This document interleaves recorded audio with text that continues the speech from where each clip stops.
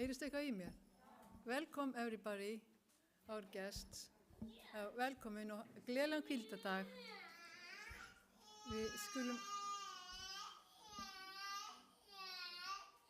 Við skulum hefja stundina í Jesú nafni fyrir að syngja sálma nr. 68.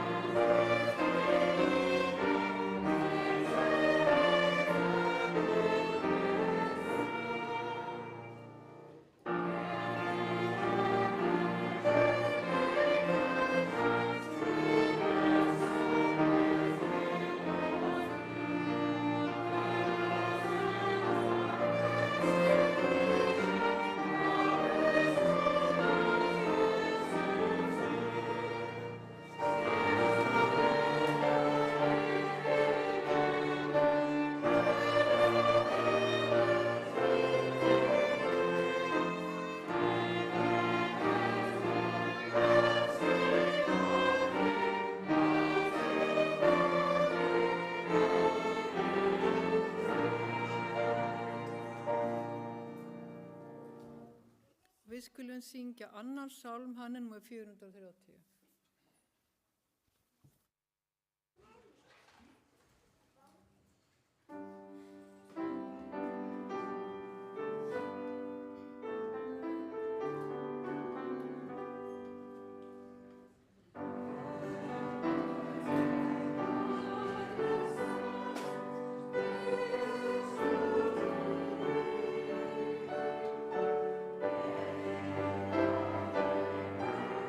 Thank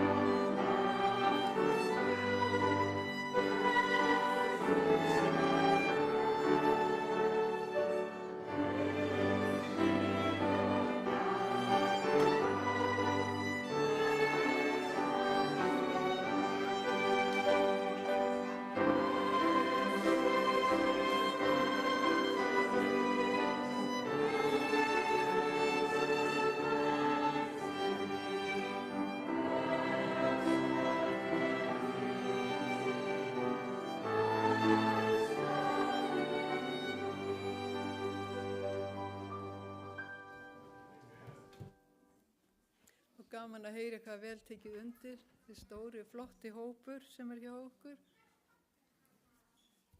Og ritningatextin tekinn úr Ester. Bíddu nú við, hvað hún? Ester 5:3.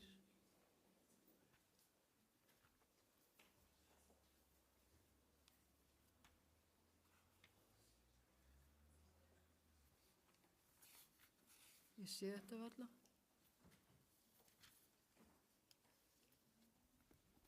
Já, við skulum rísa á fætur.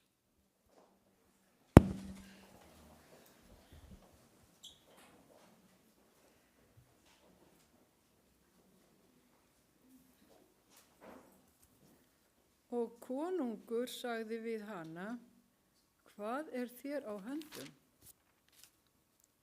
Ester drottning, og hvers beiðist þú? Þótt það væri helmingur ríkisins, þá skal þér það veita. Við skulum lúta höfum.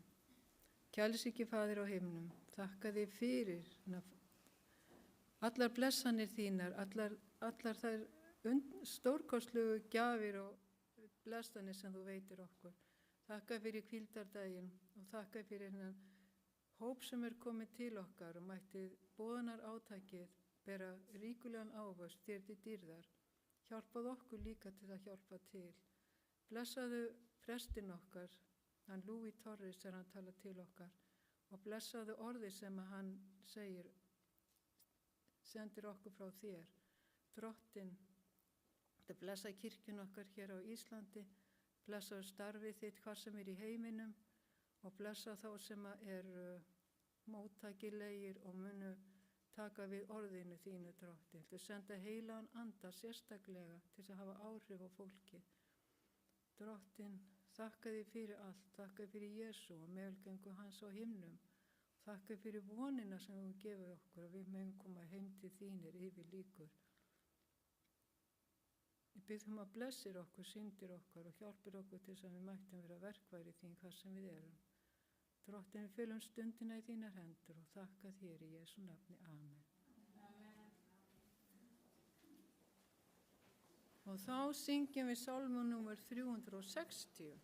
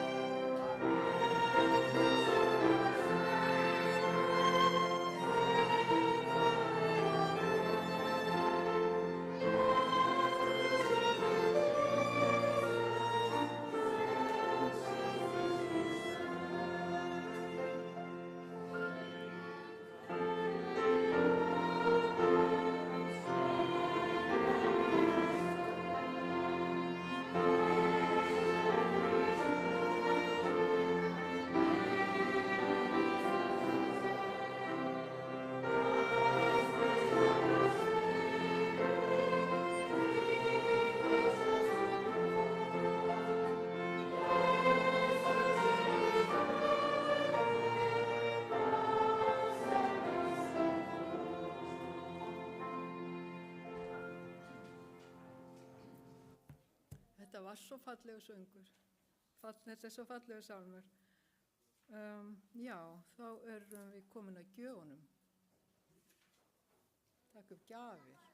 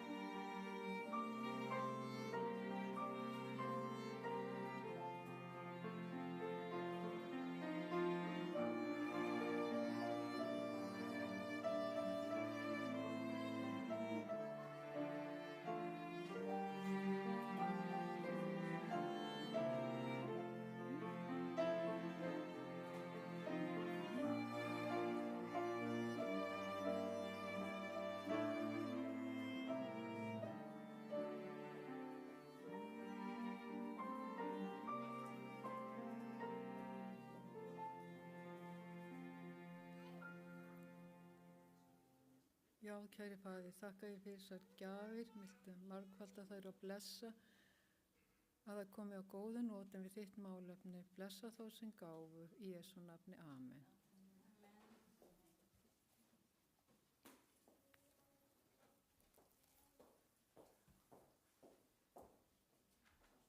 Og þá er það barnasálmurinn okkar, 179.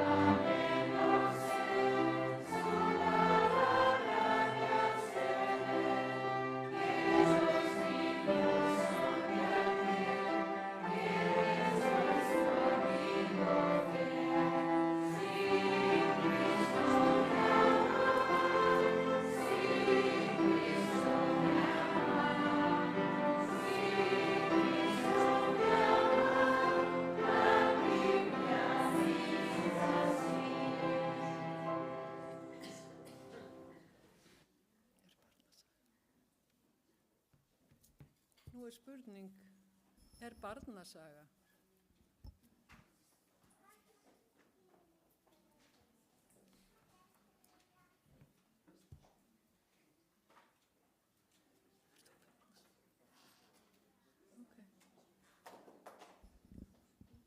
Okay. Er ykkur börn hérna?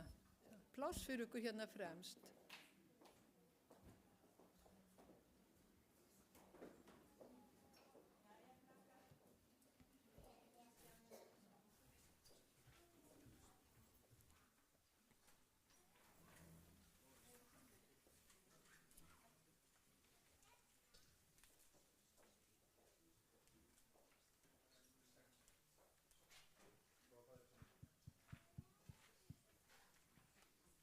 Jæja, krakka, það er gott að sjá okkur hér.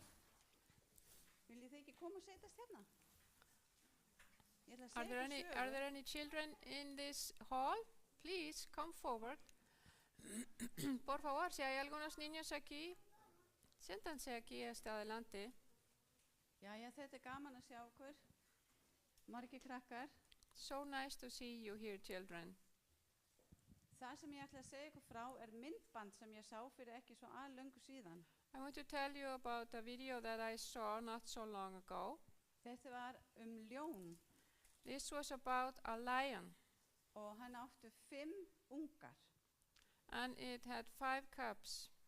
og það voru 2 stór ljón, það var sem sagt frænka mamma ljónsins There were 2 big lions. One was the aunt, og þau voru sem sagt marga ungar saman þennan dag þegar við sáum myndbandið. and there were lots of cubs there gathered together when we saw this video. Einn af litlum unganum hefði farið inn í það sem er kallað gróðri One of the cubs had gone into where the weed was, og vitið hvað hann kom tilbaka með því haltra. Vitið hvernig það er að haltra and when he came back, he was like limping og vitið hvað hann gat ekkert almennilega að labba svo hann labbaði svolítið erfilega and couldn't walk properly. og það sem var að gerast var að hann ætlaði að fara til mömmu sína What did happen was that it wanted to go to his mother, en vitið hvað mamman vildi ekki fá hann til sín but the mother didn't want him. og málið var að þau voru að fara að leggja af stað til þess að finna vatnsból The thing is that they were starting to head off to look for water. og þegar þau fóru að labba af stað And þá when they started walking, voru líka systkini þessi litla ljónaungi heldur ekki til í að hafa þessi ungi með sér and then not the siblings either. The other cubs didn't want to have the little lion with them. svo þau fóru allir af stað að vatnsbólnum. So everybody started going towards the water. Málið var að litla ungin sem hefði varið að haltra gat ekkert fylgt með, hann var alltaf að draga annan fótinn eftir sér But the thing is that this small cub that couldn't walk properly was just limping. og það sem gerðist var að hann bara fór aftar og hinn fór langt frá honum. So as they were walking towards where the water was, it was just getting way behind the group.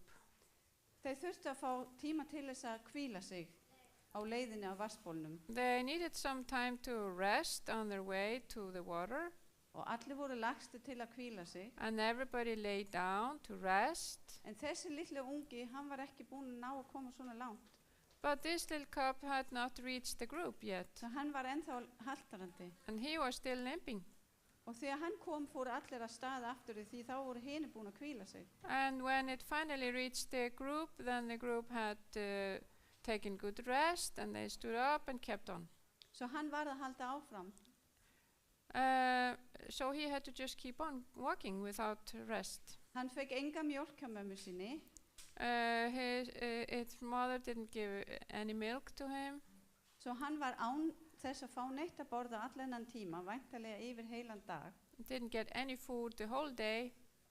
svo þegar þeir loksins koma að vatnsbólum þá fóru allir ungarnir hinir og þessi 2 ljónamæðurum niður af áni til þess að fá eitthvað að drekka And finally they came to the river to drink, and they all went there, the cubs and the mother and the svo aunt. þegar þau voru búin að fá sér að drekka And finally when they all had drunk some water, þá loksins kom litla ungan haltrandi niður á en það var niður að áni en það var rosalega stíft niður á áni og hann fann ekki leiðina sína og hann var orðin alveg bara út úr kú með hvernig hann átti að fara af því hann fann ekki leiðina niður and finally when that cub came, he didn't find a way how to reach the river because it was so steep down. svo So- hann var að reyna að fara niður á stað þar sem var erfitt að komast niður án þess að detta So he was trying to go down where it was difficult not to fall.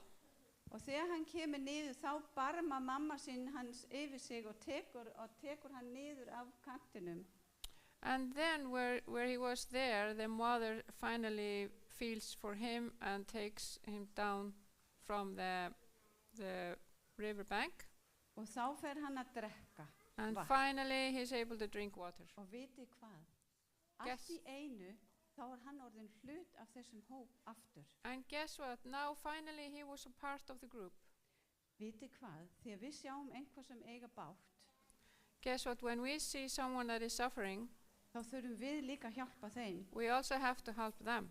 Svo við þurfum alltaf að kíkja í kringum okkur So we always have to look around og sjá hvort að það er einhver sem við getum hjálpað. and see if there's anyone who can help.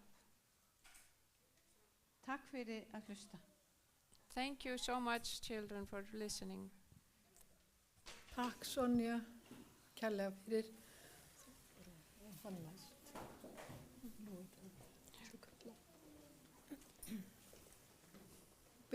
Bjóðum við Louis Torres velkomin. Welcome, Pastor Torres, to preach here.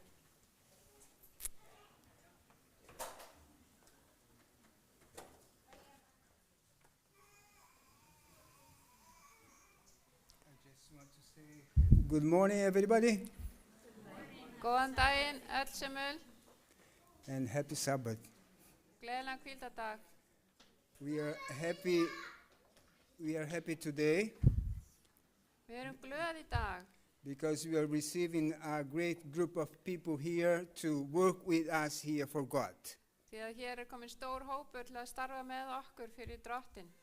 And we want to say thanks, Pastor Luis Torres, Takk, prestur Louis Torres, that he is here with us, not the first time. og hann er hér með okkur ekki í fyrsta skipti. And we are always glad to receive him here with us. Og við erum alltaf svo glöð að fá hann hingað. So welcome, Pastor. Velkomin. And also we would like to say welcome to the people that came to work with him. Og við viljum líka bjóða velkomna fólki sem komi og er að vinna með honum.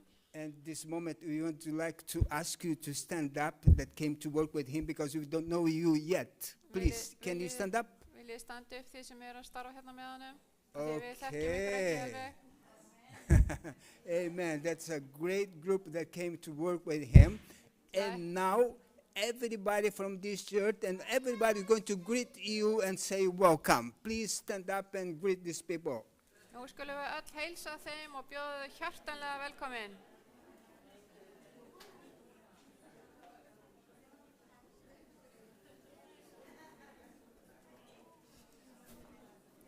Sæll, Jóhann.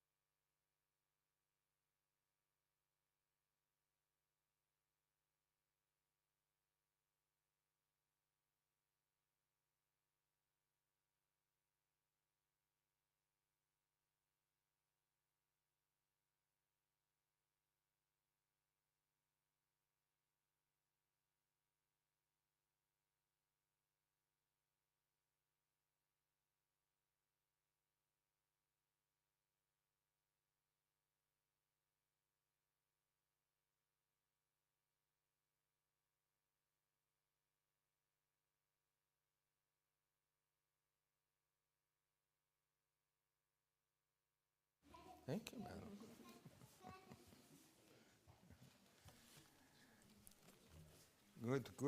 Good morning. Góðan daginn.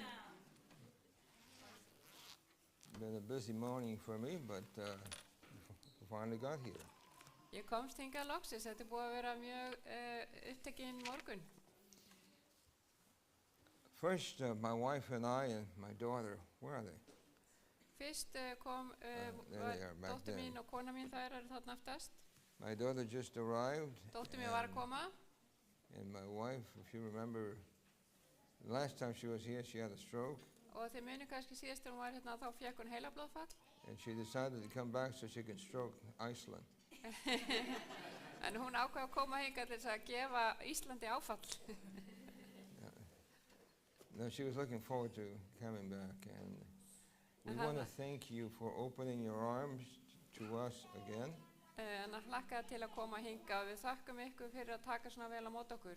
And the opportunity to share together the word with others. Og tækifæri til þess að deila orði Guðs með öðrum. I'm glad to see the little children born in now running around. Gaman að sjá börnin hérna. Amazing how time flies. Það er ótrúlegt hvað tími flýgur. And I'm glad to see that your church needs more people in the pews. Og ég er glaður að vita að þið þurfum á fleira fólki að halda. And we hope that by God's grace we will make that a reality. Og vonandi mun það verða að veruleika hér hjá okkur. But we need your help. En við þurfum á ykkar hjálpa að halda. Those of you who are members here, Þið sem eru meðlimir þessara kirkju, I'm going to give you a challenge. ég ætla að koma með áskorun. Would you pray that God would help you to bring at least one person visitor to the meeting? Eru til í að biðja og að Guð hjálpi ykkur að leiða að minnstakosti einn einstakling hérna inn á fyrirlestrana? How many? Hvað marga? Einn. Only one. Að minnstakosti einn. It'd be nice if you brought 3, Það væri mjög gott ef þið getur komið 3. but I thought if I said 3 you would faint. En ef ég myndi segja 3 þá hélt ég að það myndi líða yfir ykkur. But you can pray for one Ég getur beðið fyrir einu so that they will come to the meeting. Oh, myself and I was getting gasoline yesterday, Ég var að ná í bensín í gær. and Paul Noblock, where's Paul? Paul Noblock. There he is. Hana.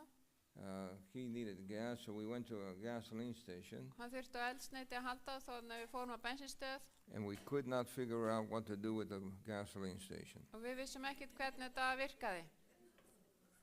We don't understand Icelandic. Við skiljum nefnilega ekki íslensku. So we decided to go to another gasoline station. Þannig að við fórum þá bara á aðra bensinstöð. And while we were there pumping gas, a young lady drove up, Og þegar við vorum þarna og vorum að dæla bensinni þá kom kona þarna að and she asked us to help her. og hún var að biðja okkur að hjálpa henni.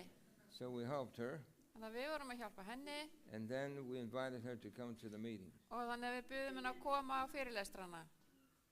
And so we exchanged telephones, Þannig að við skiptumst á síma because frankly, I did not remember the address to the church. því ég myndi bara ekki heimilisvangi hérna að þessari kirkju. But I'm going to text her the information En ég ætla að senda henni skilaboð með upplýsingunum with the hopes that she'll come. og vonandi mun hún þá koma. So I'm already setting the example for you. Þegar nú er ég að gefa ykkur fordæmi. Yes? Er það ekki? Here I am, and all of a sudden I have one person that I've invited, Og hér er ég búin að vera í stuttan tíma og nú er ég búin að bjóða En- nú þegar einum. and Paul, of course. Og Paul líka. So I believe as we join hands together, En núna þegar við erum samhent, God will bless. þá mun Guð blessa okkur. And I'm also glad that we can do something for the Ukrainians. Ég er svo glaður að við getum líka gert eitthvað fyrir fólkið frá Úkraínu hér. We have several Ukrainian pastors with us Við erum með nokkra presta frá Úkraínu and several students of theology. og nokkra guðfræðinema. And it's just a miracle that Ukraine let them go out of the country to come here. Og það var bara kraftaverk að þeir skildu hafa fengið leyfi til að fara út úr landinu. So I'm going to ask those of you from Ukraine, can you stand? Getið þið frá Úkraínu staðið upp? vinsamlegast. So these are the Ukrainian folks that have come. Þetta fólki frá Úkrænum. And these are not all. Some of them went someplace else to the other church. Og þetta ekki allir, það sumir sem fóru í hina kirkjuna. Thank Reykjavík. you. Thank you. Be seated. Takk fyrir. Then we have some from Poland. Svo erum við fólk frá Pólandi. Will you stand? Má ég sjá ykkur standi á fætur? Yeah, we have some folks from Poland. 3 young men and 2 young ladies. Þarna 3 ungi menn og 2 unga konur. We'll see who does best, the ladies or the men. Við skulum sjá hver með standa sig betur, konurnar eða karlarnir. But we're glad that you come. En ég svo gladur að sjá ykkur hér. And you know that in Iceland there are about 40,000 people from Poland. Vitið að það 40.000 manns frá Pólandi sem býr á Íslandi. Did you know that? Vissuð þið þetta? You did not know that. Þið vissuð þetta ekki. But now you do. En núna vitið þið það. Thank you. Be seated. And then we have people from, we have a lady from Italy. Svo erum við með hana frá Ítalíu. Where is she? Hvar hún? Where's the Italiana? There she is. Ívana. She's actually a nurse from Italy. Hún hjúkrunarfræðingur frá Ítalíu. So we're glad that she comes. Glöð að sjá hana hér. And then we have a lady from Switzerland. Svo erum við konu frá Sviss. Where's Esther? There's Switzerland. Þarna Esther frá Sviss. If you didn't know what a Swiss looked like, there's one of them. Ef þið vissuð ekki hvernig Svisslendingar líti út, þá þið með þarna einn. And then we have somebody from Portugal. Og svo erum við með fólk frá Portugal. Well, there they are. No.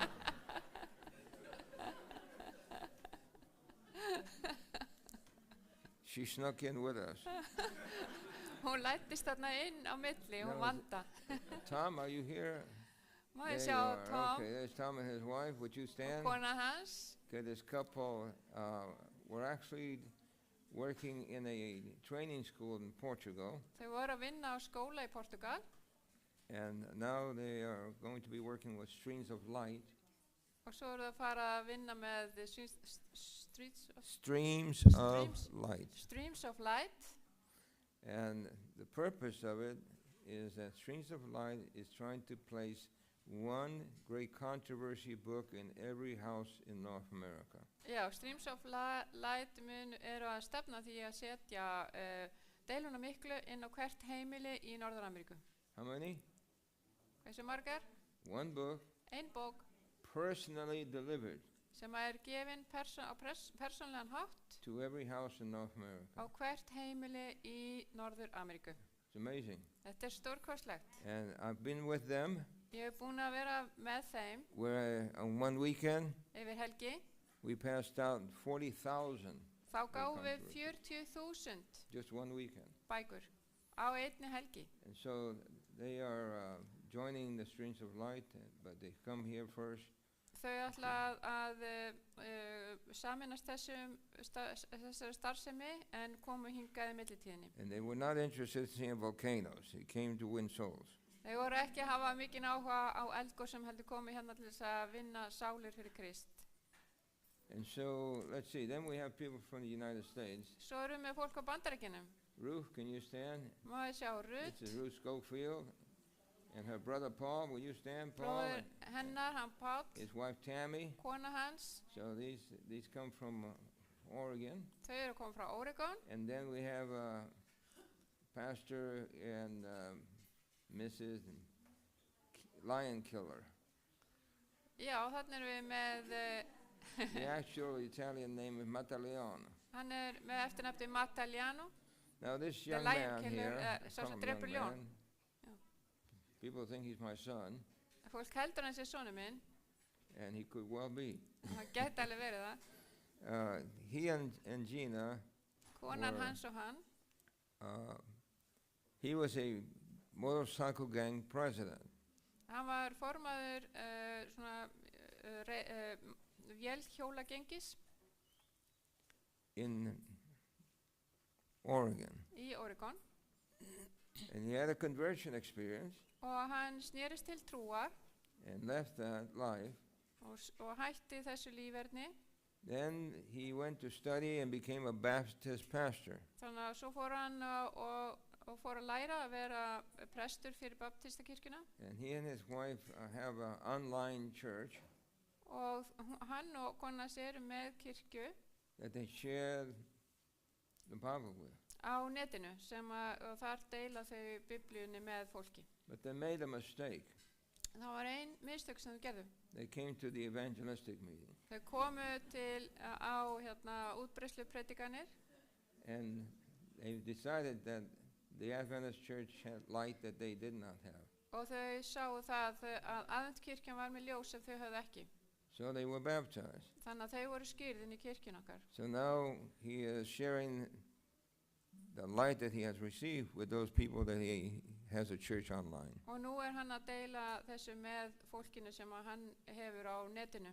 And Gina, his wife, Og kona hans, Gina, stands right next to him. stendur þarna fast honum við hlið. They are doing ministry. So they've come here Þannig að þau koma hingað because we're hoping that he'll become an evangelist. af því að við erum að vonast til þess að hann verði útbreiðslupredikari. How many of you would like to hear his testimony? Any of you? Hversu mörg ykkar myndi vilja heyra hans vitnisburð? Well, we'll see if we can work that out. Já, við skulum átta hvort við getum retta því fyrir ykkur. Bless you guys. And then we have Dick Hoy and his wife Hazel. Og svo Dick Hoy og Hazel Just so that you know, she's a former Viking. Former what? Viking. Já, Viking, já. Hún fyrrverandi víkingur.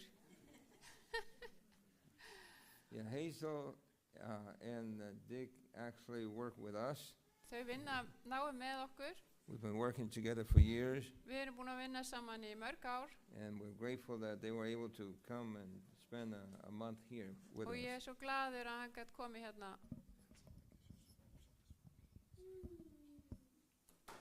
You think that'll do it better? Okay. And so we have people from different parts. Then Ivana, if you see somebody taking pictures, Eva and her son, Já, ef þið sjáu eitthvað verið að taka myndir, þá það Eva og sonur they hennar. come from Texas. Þau koma allavega frá Texas. And her son is 18 years old now, Sonur hennar 18 ára gamall and he thinks he wants to study engineering. og hann vil verða verkfræðingur. He can wait for that in heaven. Hann getur beðið eftir því þar hann kemist til himna. He needs to study theology.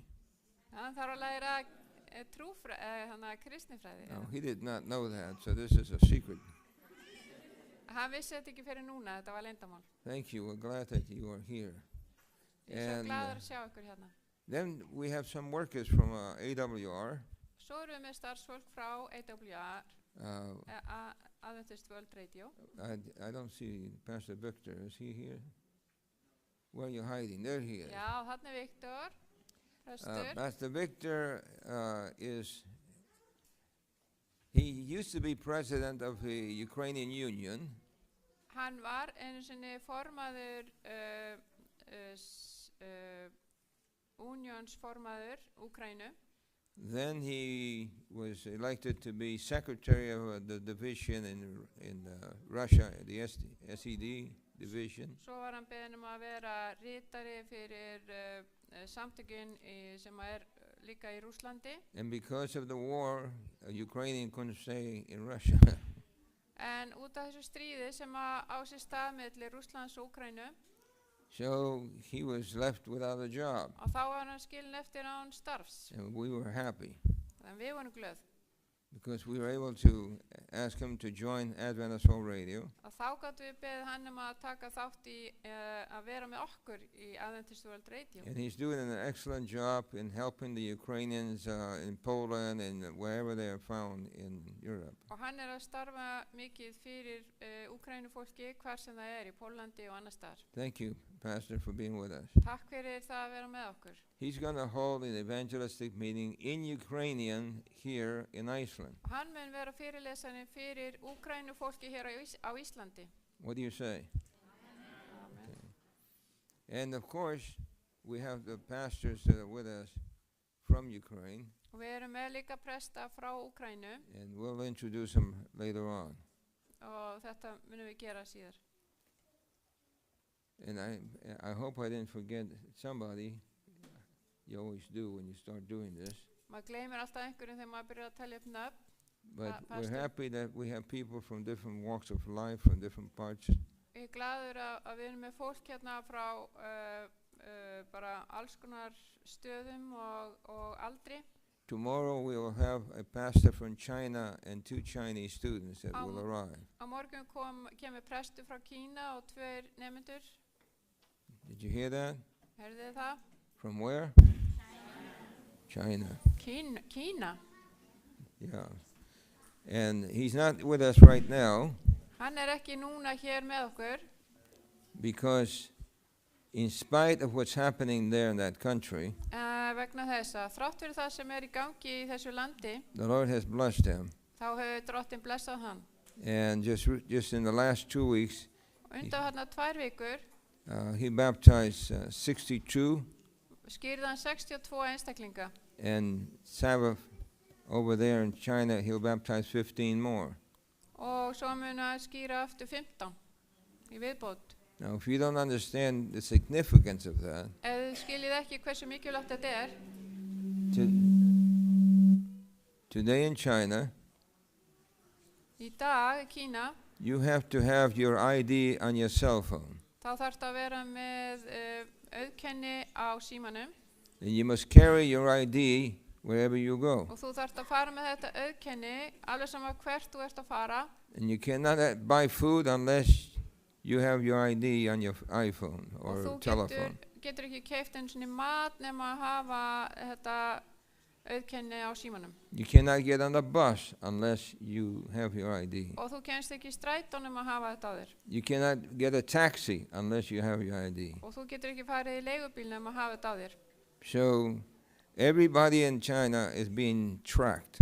Þannig að það verið að fylgjast með öllum í Kína. You understand what I'm saying? Þið skiljið hvað ég á við. And just so you understand the danger, Þið skiljið hættuna.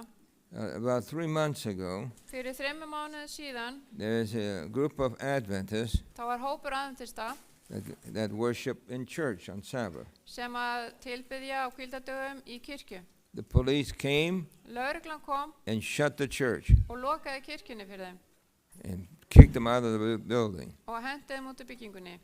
The next Sabbath, Næsta hvíldardag the group decided to go on to the mountain fór hópurinn upp á fjöll and worship there og tilbað þar on Sabbath. á hvíldardegi. The police came and arrested them. Lögreglan kom og tók þau föst. So how did the police know where they were? Og hvernig vissi lögreglan hvar þau voru? With their cell phone. Með símanum. So now that you understand the difficulty, and by the way, those people were put in jail because they were worshiping out in the mountain on Sabbath. Og þau voru sett í fangelsi fyrir það að vera tilbyggja Guð út í náttúrinu á hvíldardegi. And so we've been praying that God would protect the pastor. Þannig að við erum verið að biðja fyrir því að Guð verndi prestinn. About a year ago, Ári síðan he was going to baptize about 75, no, Þá- 75. þá ætlaði hann að skýra 75 einstaklinga And they made a baptistry, just a portable one, just like this one. og þeir bjuggu til svona skýrnalög eins og þessi þarna And they began to fill the water. og þeir byrjuðu að fylla hana af vatni And the police came and shut the water and locked it up. og þá kom lögreglan og skrúaði fyrir kranan og læsti So eða lokaði á so þetta. that they could not fill the baptistry. Og þá var ekki hægt að fylla þessa skýrnalög. But you know what happened? En vitið hvað gerðist? The members, the neighbors who were not members, not Adventists, not Christian, Og þá komu nágrannarnir sem voru ekki aðventistar og ekki kristnir when they saw what the police did, og þeir sáu hvað lögreglan gerði, they went to their own houses þá fóru þeir heim til sín and filled buckets of water, og fylltu fötur á vatni and they brought their water into the church to fill the baptistry. og komu með þeir eigin vatn og fylltu skýrnalögina. And he was able to baptize his candidates. Og þá gat hann skýrt þessa einstaklinga. Isn't that interesting? Er þetta ekki áhugavert? So anyway, he is traveling here and will be here tomorrow. Pray Hann that he'll að get here að safely. ferðast hingað og hann mun koma hingað á morgun. So there are other people who will come, Og það koma fleiri And we may have to call you up and say, do you have an extra bedroom? Og það geti verið að við munum þurfa að hringi ykkur og spyrja, þið með auka rúm? Because we're already having problems. Því að við erum nú þegar að lenda í vandræðum. But it's a good problem. En þetta gott vandamál. So that's a little report on what's going on. Og þetta bara smá svona skýrsla yfir það hvað í gangi. Now, I need the remote control. Ég þarf að fá fjárstýringu. Where is it hiding? Okay. Victor's found it. By the way, I'm very thankful to the Lord Ég svo þakkláttur Guði that God has worked out a plan whereby this young lady can do the work she's doing. að Guð hefur búið til áform til þess að þessi unga dama geti gert það sem hún þarf að gera. You as a church are blessed.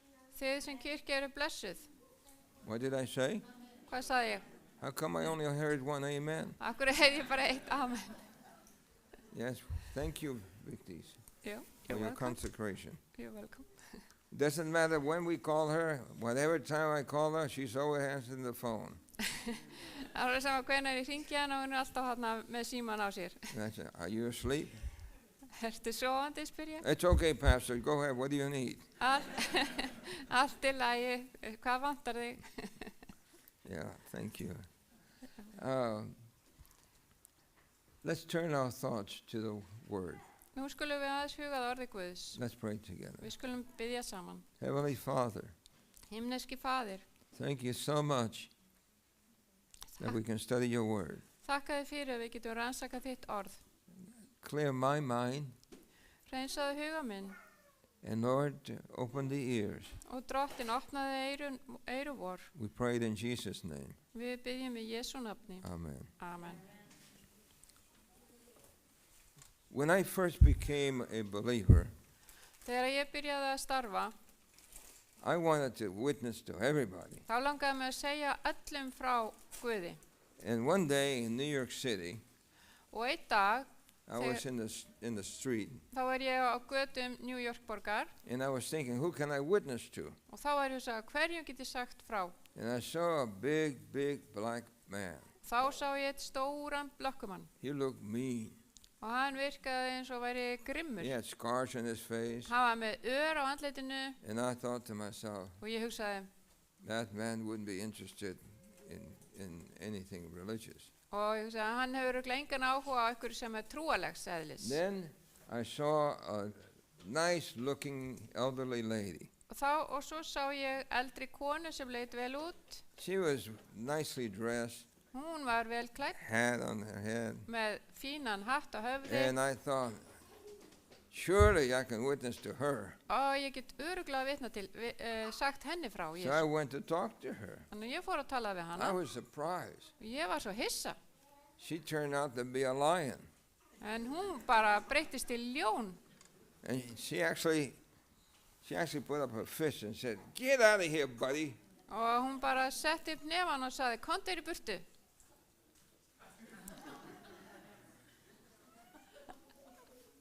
So the one that I thought would be an easy candidate Þannig að svo sem ég hélt þið bara auðveld bráð turned out to be a lion. og hún breyttist til ljón.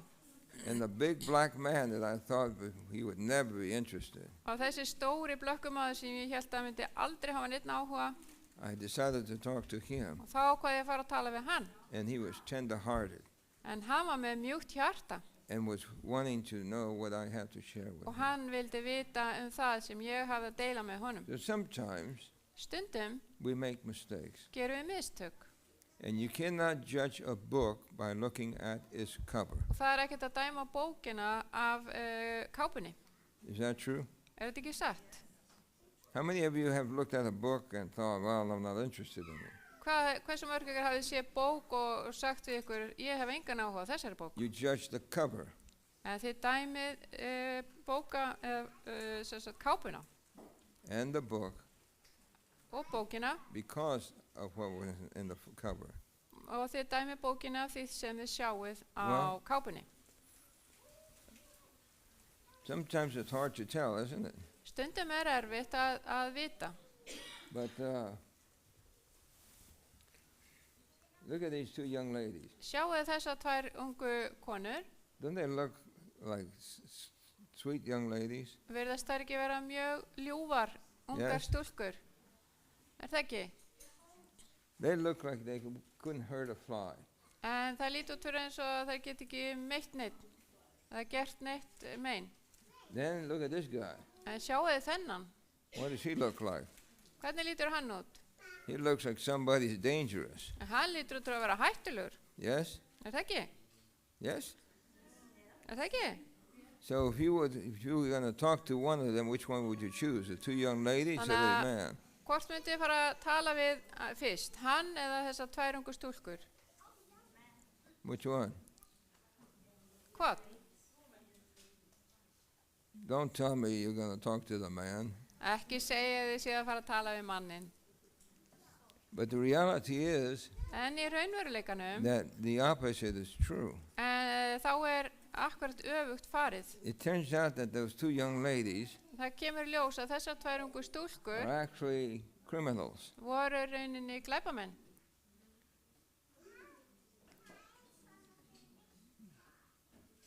They don't look like criminals, Það líti ekki út fyrir að vera glæpamenn, but they're criminals. en þær eru glæpamenn. Then the man with the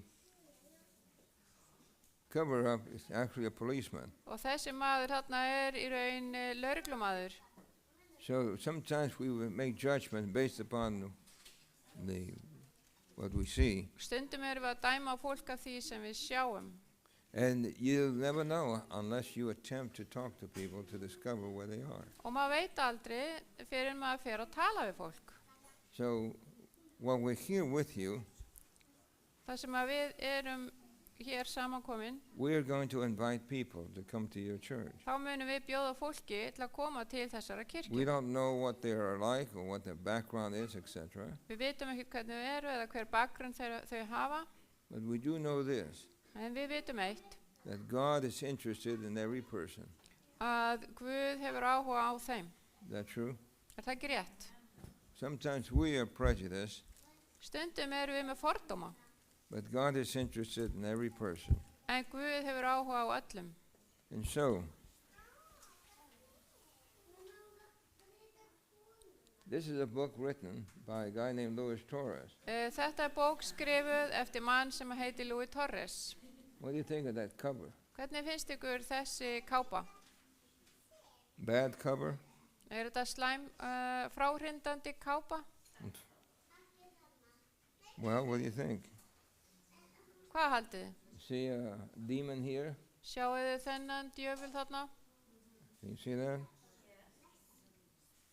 Well, I wrote this book because people are confused about this particular topic. Ég skrifaði þessu bók því fólk hefur rugglar svo oft saman í þessu málefni.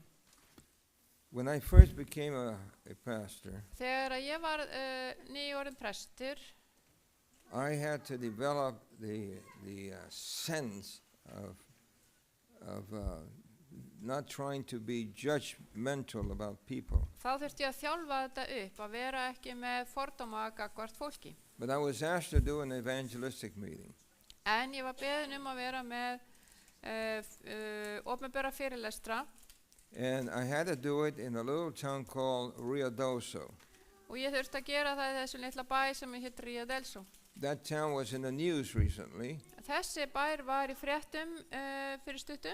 I don't know how many of you saw the news of houses being swept away by rivers of water.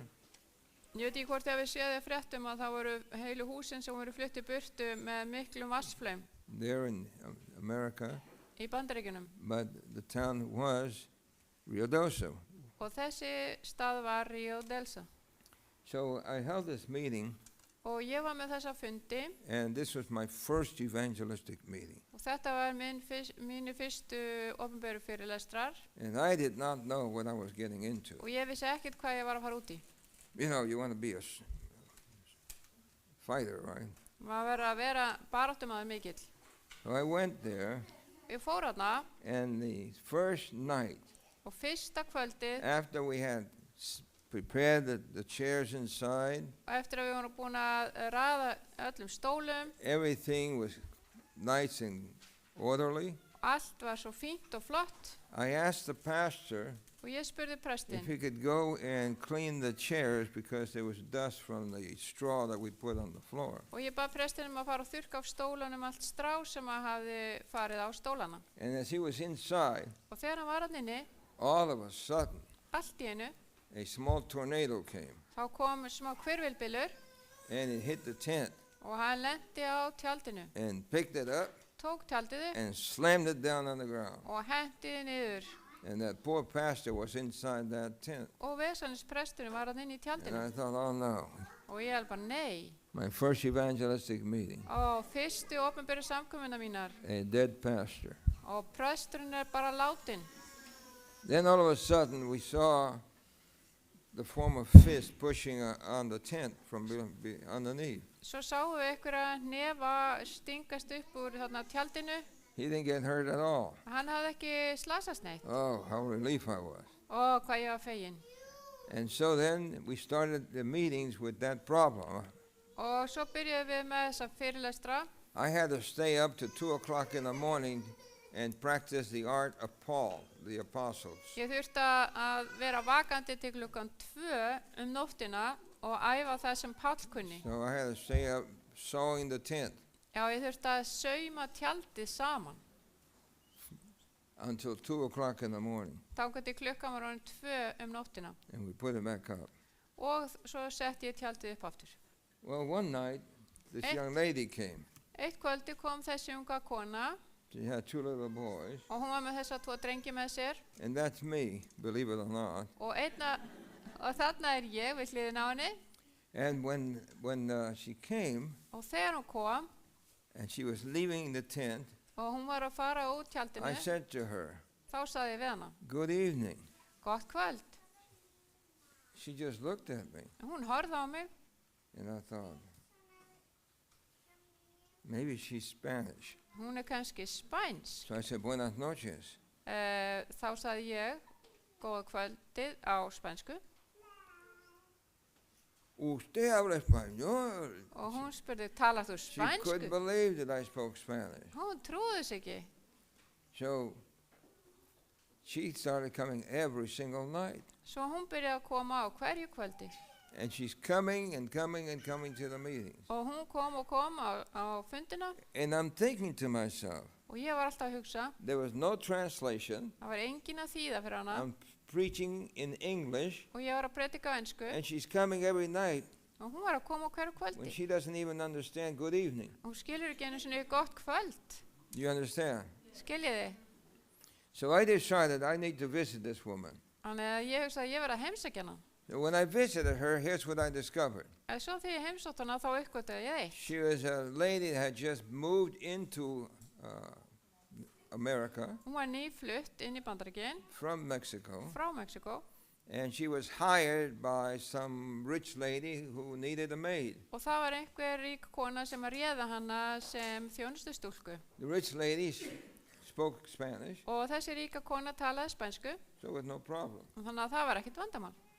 So once I found out that she had never been to the United States before, Þannig að þegar ég frétti að hún hafði aldrei komið til Bandaríkjanna fyrr then I understood why she didn't speak English. og þá skildi ég náttúrulega af hverju hún talaði ekki ensku. So I asked her the question, Þannig að ég spurði hana einna spurningar. why are you coming to the meetings? Af hverju ertu að koma á þessa fyrirlestra? Oh, I understand what you're saying, she said. Ég skil allt sem þú ert að segja. And I thought she didn't understand good evening. Og ég hugsaði að hún skildi ekki einu svona orðin gott kvöld. So I said, so why did I say last night? Hvað var ég að segja í gærkvöldið, spurði hana. She said, un momento. Ég hugsaði hann, augnablik. She disappeared into her bedroom. She came out with a pad of paper. Þá fór hún inn í herbyggi sitt, And náði she- í blað She turned the pages. og hún fór yfir alla blaðsirnar. And she said, last night you said this and this and this. And she had all the Bible verses written down. Og hún sagði, þú sagði þetta og þetta og þetta í gær og hún var búin að skrifa niður öll biblíuversin. And I'm thinking to myself, Og ég var að hugsa, how does she do that trick? hvernig fer hún að þess? Right? How did she know to write all the verses and write down what I talked about? Hvernig vissum hvað ég var að segja When she didn't even understand good evening. Good evening. hún skildi ekki einu sinni þetta orð góð So I said, kvöld. okay, what did I say the night before? Og hvað sagði ég svo kvöldi á undan því? She spurði ég turned the hana. pages. Þá fór hún bara að Oh, skoða you blöð. said this and this and this and this and this and Og this. þú sagði þetta og þetta og þetta og þetta. Now I have to be honest with you. Ég verð nú að vera alveg heiðarlegur. I was having disciple Thomas syndrome. Ég var fann að vera eins og Tómas að efast.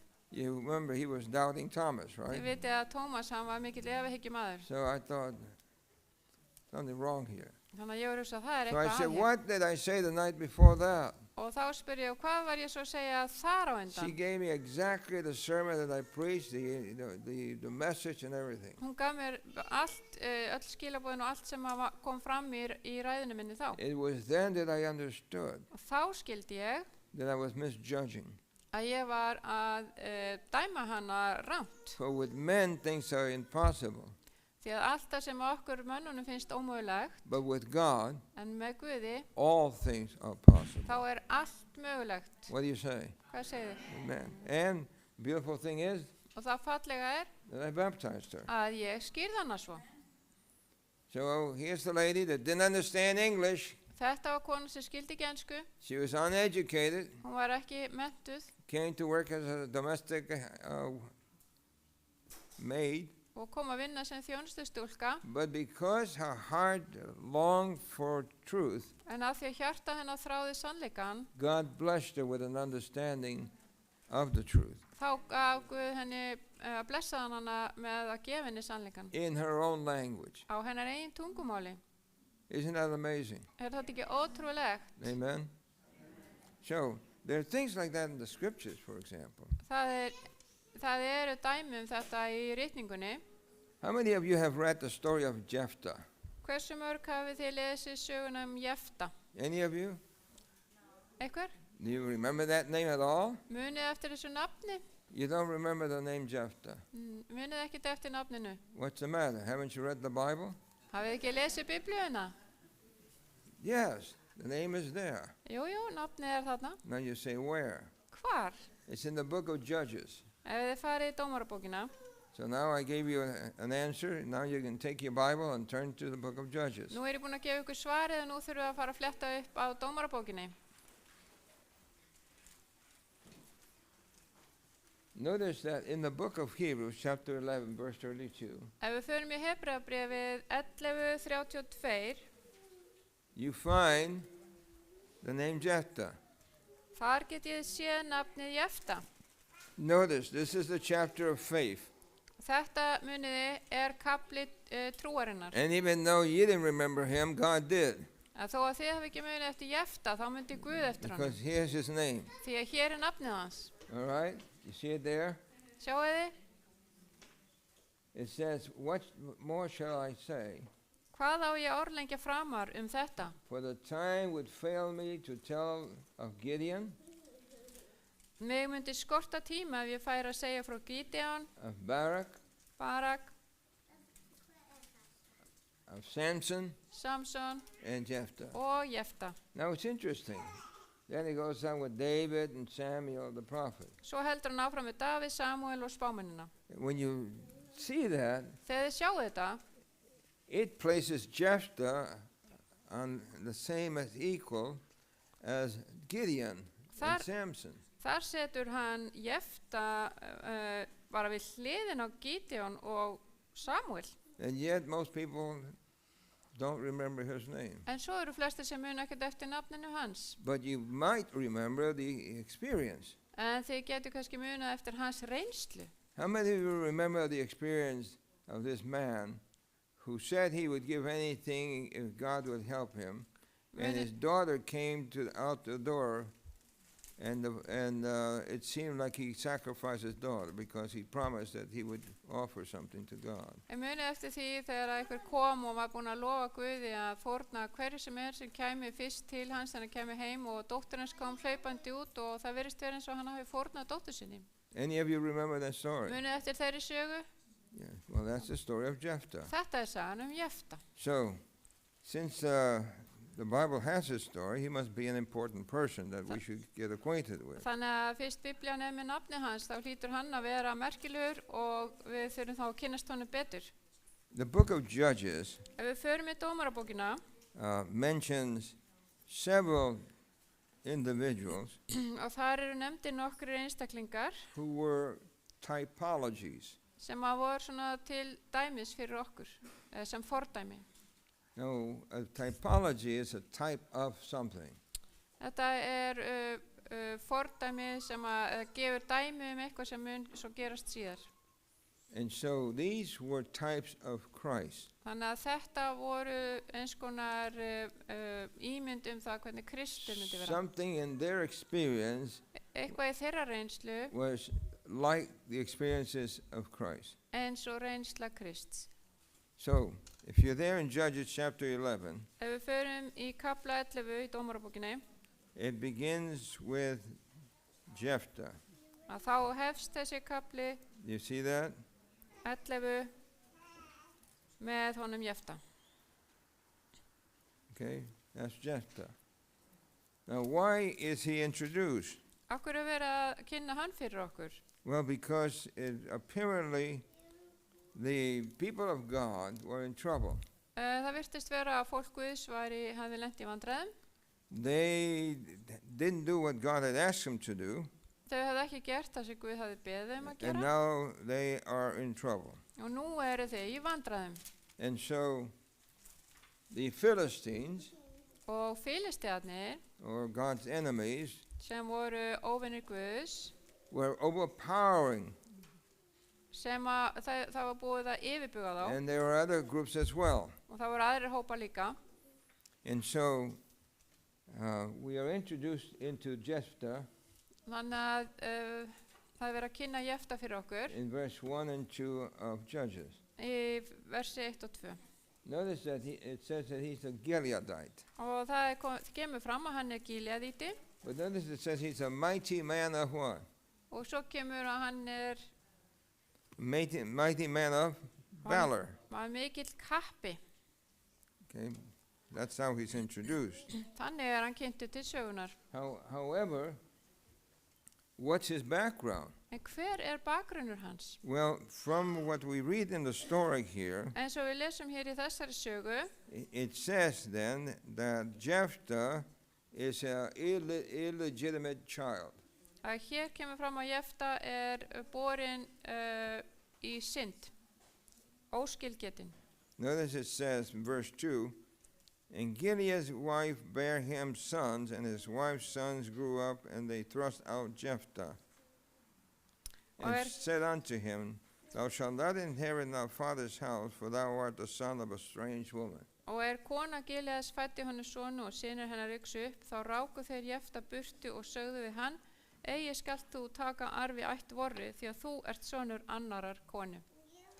They did not, the brothers, the half-brothers, Bræður hans sem voru hálfbræður hans, did not like the fact that this boy, their brother, was born illegitimately. þeir voru ekkit voðalega ánægðir með það að þessi bróðir þeirra hafði fæðst óskilgetinn. They didn't want him around Þeir vildi hann ekki nálægt sér. because they felt that he was giving the family a bad name. Þeim fannst þess að hann væri að koma óorði á fjölskylduna. So they chased him away.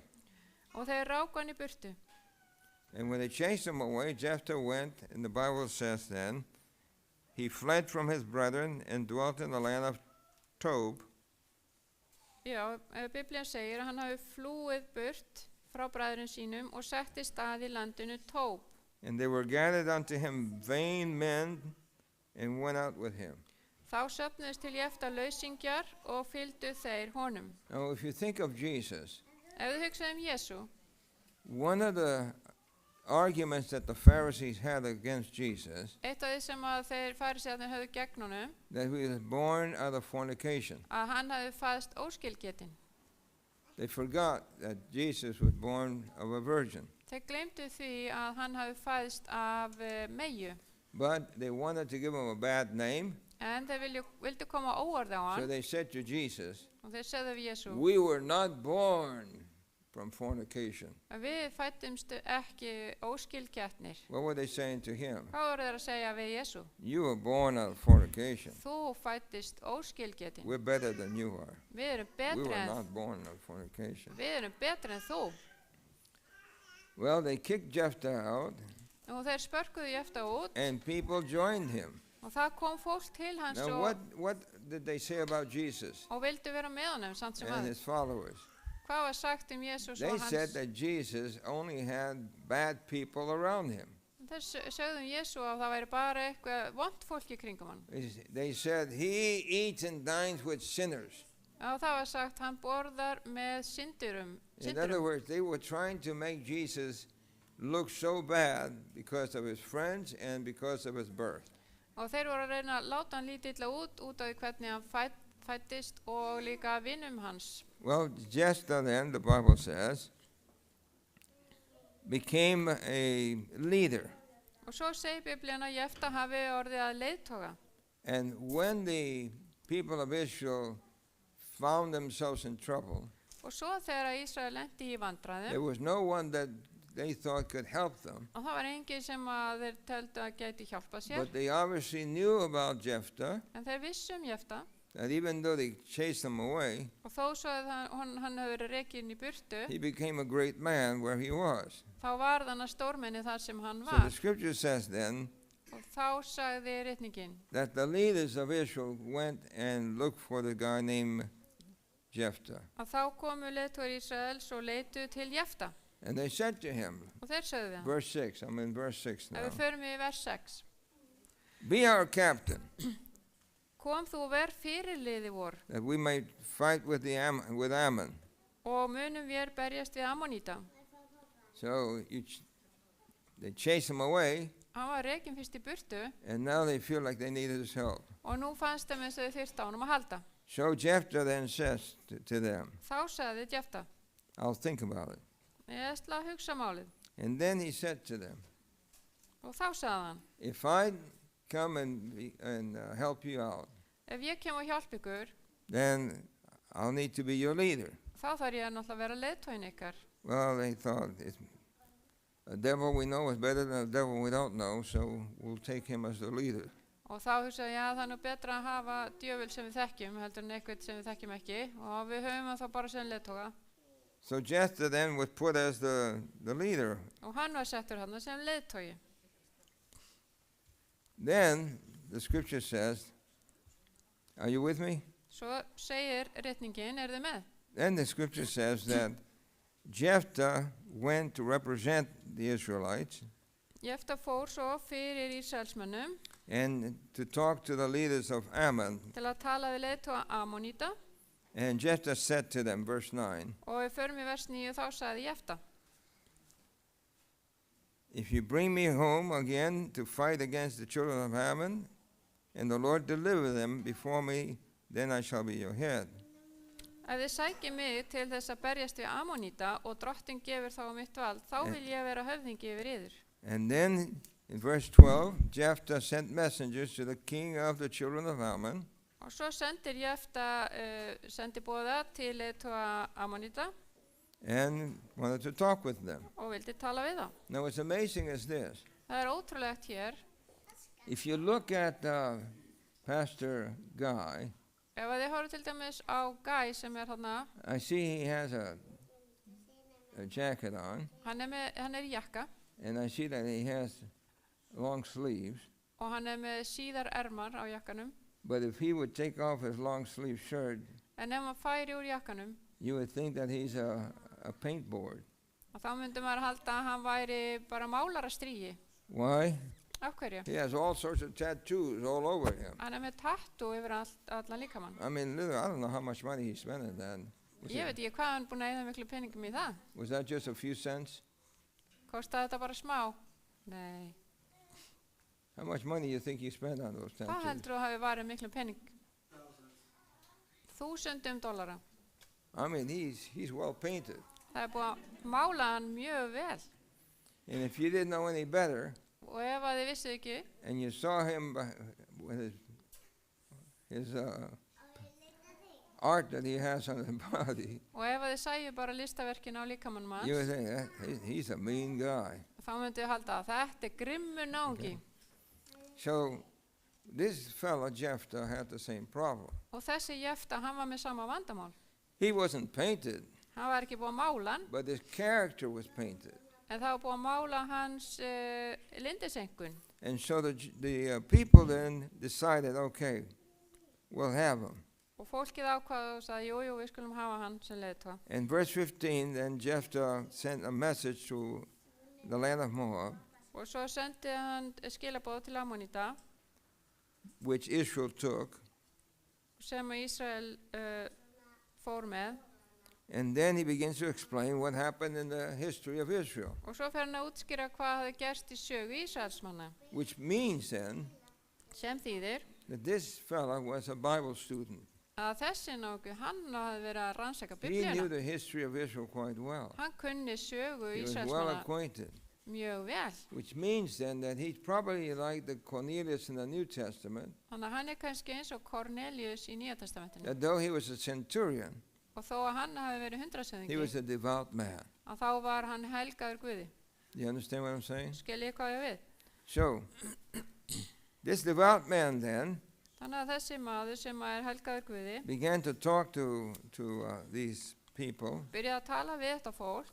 and finally Svo að lokum he makes a promise. kemur hann með lofórð. So let's look at the promise. Skulum aðtók hvernig lofórðið hljómar. Jephthah fled from his brethren Og Jefta flúði frá bræðrum sínum, away from home. frá heimili sínu og Then Jephthah, when he was going to fight with these people svo þegar Jefta ætlaði að fara að berast í þetta fólk to deliver Israel, til að bjarga Ísraels he mönnum, made a vow. þá koma með heit And the vow was this: og svona var heitið. If thou shalt without fail deliver the children of Ammon into my hands, Ef þú gefur Ammonita í hendur mér, then it shall be. þá That skal, whatsoever comes from out of the doors of my house to meet me, þá skal sá fyrstu gengur út úr dyrum hús míns í móti mér, when I return in peace from the children of Ammon, shall surely be the Lord's, and yes, I will offer it up for a burnt offering. ég sný aftur heil og höldnu frá Ammonitum, heyra drottni, og skal ég fórna honum að brennifórn. So he makes a promise then. Þannig að hann setur þarna heit sitt, And the promise was that, gefur lofórð. God, if you do this for me, this is what I will do. Guð, ef þú gerir þetta fyrir mig, þá er þetta það sem ég ætla að gera fyrir þig. He goes to fight with Ammon, Hann fer og berst við Ammonita and God did deliver him. og Guð gaf hann sigur. Look at verse 32 and 33. Ef við förum við 32. vers og 33. And so God gave him the victory. Þannig að hann fekk sigur. So he was excited. Hann var mjög spenntur And he then went home. og hann fór heim. Verse 34. Og vers 34. And it says then Og það stendur that when he got home, að þegar hann kom heim, it's his daughter that came out. þá var það dóttir hans sem gekk út á móti honum. And she was excited. Hún var svo spennt And she was his only child. og hún var enga dóttir hans. Besides her, he had neither son nor daughter. Og hann átti bara hana. And the Bible says that when he saw his daughter, Og Biblían segir þegar hann sá dóttur sína, he was brought to tears þá byrjaði hann að gráta. because he had made a vow. Því að hann var búin að heita Guði því. Now, how many of you have ever made a vow? Hversu mörg ykkur hafið þið Have you heitið made ykkur? vows? Hafið þið heitið ykkur? And it's a vow something you do or something you disregard? Er þetta eitthvað sem þið gerið eða eitthvað sem að þið bara gerið ekki? If you make a vow, Ef þið heitið ykkur, that's serious, isn't it? það er mjög alvarlegt. So he made this vow, Þannig að hann hét einhverju and when he came home, og þegar hann kom heim, his daughter was the one that came out the door, þá var það dótturinn sem hljóp út. and he tore his clothing Hann reif klæði sín because he knew því hann vissi that he was in trouble. að nú var hann í And he vandræðum. said to her, Og hann sagði við hana, "Oh, you have troubled me, my daughter. Æ, Dóttir mín, mjög beygir þú mig nú, Then he opened up his mouth and said to her, sagði við hana. I had said to God that I would dedicate whatever comes out of my door. Ég var búin að segja við drottin að ég myndi gefa honum hvað það sem að kæmi út dyrnar. And what's amazing is the response of the daughter. Og það ótrúlegt hvernig dóttirinn svaraði. Look at what it says in verse 36. Það hvað stendur í 36. She said, My father, if thou hast opened thy mouth unto the Lord, do to me according to that which has proceeded out of your mouth. For as much as the Lord hath taken vengeance for thee of thine enemies, even the children of Ammon. En hún sagði við hann, Faðir minn, ef þú hefur lokið upp munnið þínum, gagnvart drottni, þá gjör þú við mig eins og framgengið af munnið þínum, fyrst drottin hefur látið þig koma fram hefndum á óvinnum þínum Ammonitum. Obviously, not only was he a devout man, Ekki bara var hann helgar Guði, þessi maður, but in spite of the reputation that he had, þrátt fyrir það slæma orðspor sem hann hafði, in spite of what the brothers did, thinking about him, og þrátt fyrir það hvernig bræður hans komu fram við hann og hugsuðum hann, he was a godly person. þetta var maður sem að tilheyri Guði. Do you understand? Skiljiði það? He believed in God, Hann trúði á Guð and he knew og hann vissi that he had to keep his promise. að hann varð að halda lofar sitt. And the fact that his daughter responded the way she did Og hvernig dóttirinn svaraði shows that he also had led his daughter to trust in God. sýndi að hann hafði einnig kennt dóttur sinni að treysta á Guð. So now you have a single father with a daughter, Og and þarna, both of them are devout people to God. og þarna einstæður faðir sem að og dóttir og bæði eru til hafa gefið sér Guði. It's not what you expect from a man who has all sorts of bad people around him, Þetta kannski ekki hægt að búast til manni sem að hefur slæmt fólk í kringu sig. but it's something that God can do in the human heart. En þetta eitthvað sem Guð getur gert í hjarta mannsins. I have seen all sorts of people that don't look like you could trust them, Ég hef hitt fullt af fólki sem lít út þannig að það sé ekki hægt að treysta þeim. and they turn out to be very, very trustworthy people. Og þeir reynast vera fólk sem hægt að treysta. Then I have seen people that look like sweet, wonderful people, Og ég hef líka séð fólk sem að lítur út fyrir að vera ljúft and fólk it turns out that they're not sweet, lovely people after all. og kemur í ljós að þau eru bara ekki ljúf. How many of you have had that experience? Hversu mörg ykkar hafið að vera með öðlast þessar reynslu einhvern tímann? It happens, doesn't it? Gerist þetta ekki? So Jú. this man happens to be a victim of circumstances. Þarna maður sem var fórnarlamb aðstæðna. He couldn't help where he was born, Hann gat ekki gert það í hvernig hann fættist, nor how he was born. eða hvernig og hvar, But he decided en hann ákvað that in spite of his background, að þrátt fyrir hans bakgrunn he was going to honor God. þá ætlaði hann að heiðra Guð. And that's beautiful. Það ekki fallegt? What do you say? Amen. And so here's where I got in trouble. Hér lendi ég í vandræðum. When I read the next passages, Svo ég að lesa næstu versin. I couldn't believe, Ég gat ekki trúað because I thought af því ég hélt that he took her and sacrificed her. að hann hafi tekið hann á fórnaðinni. And as a young pastor, Og sem ungur prestur, when I saw that, þegar ég sá þetta, I thought, how could God do that? hvernig gat Guð gert þetta? I just didn't understand it. Ég bara skildi þetta ekki. I mean, if you make a vow, you make a mistake, can't God just forgive you for the mistake you Men- made? Þú kannski heitir ykkur og gerir mistök, getur Guð ekki bara fyrirgefa mistökin? No, God holds us responsible for the vows that we make. Guð, hann vill að við séum ábyrg fyrir því sem við heitum. And so, Og þannig að, since I didn't understand it, og þar sem að ég skildi þetta ekki, I closed the Bible, þá lokaði ég Biblíunni and the next time I open it, I open it to chapters beyond. og þá opnaði ég hana með einhverjum, fór nokkra kapla áfram. Now, I have to confess to you that in my mind, I have a shelf Ég verð að viðkenna að í huga mínum þá eru hillur where I put things that I don't understand up there. og ég setja í þessar hillur þarna sem ég skil ekki. Do you understand? Skil You ég. know why? Vitið af hverju? Because I'm not going to let one thing that I don't understand destroy everything that I do understand. Ég ætla ekki að láta eitthvað sem ég skil ekki, eyðileggja allt sem ég skil. And there's some people Og það eru sumir that have a broad knowledge of all things that God does. sem að hafa mjög víðan skilning á því sem Guð gerir, And somebody in the church says something to them. og svo er eitthvað sem segir eitthvað við þau í kirkjunni And they decide they'll never go back to church. og þau segja, ég ætla aldrei að koma aftur í kirkju. Do you understand what I'm saying? Skiljið hvað ég á við? They get offended. Maður verður móðgaður And they let one thing og láta eitt destroy every other thing that they know. eyðileggja allt hitt sem þau þekkja. Eða Have you heard people say, Hafið þið heyrt eitthvað I segja, don't go to church because there are hypocrites there? ég ætla ekki að fara í kirkju því þar eru bara hræsnarar. Have you heard people say that? Hafið þið heyrt eitthvað segja þetta? How many hypocrites do you think are in this church? Hvað eru margir hræsnarar hér inni?